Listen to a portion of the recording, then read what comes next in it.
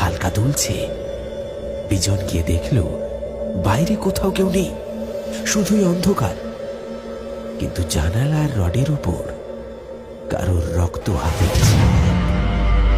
যেন কেউ ভেতরে ঢোকার চেষ্টা করছিল।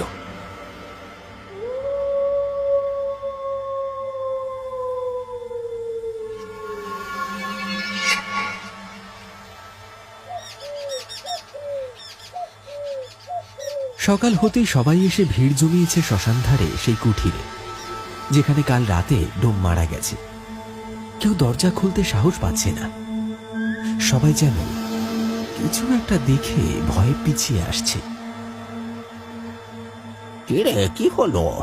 এইখানে দাঁড়িয়ে থাকবি নাকি এখনো? দরজাটা খোল, ভিতরে চল। মরাটা যে বাসি হয়ে গেল। ও খুড়ো, আমি দরজা খুলতে পারবো না, তুমি দরজা খোলো। কেন রে, কি হলো? এই দেখো, এইখানে এত রক্ত এলো কি করে? সর্বনাশ করেছে। নিশ্চয়ই ভেতরে কোনো শিয়ালের দল ঢুকেছে।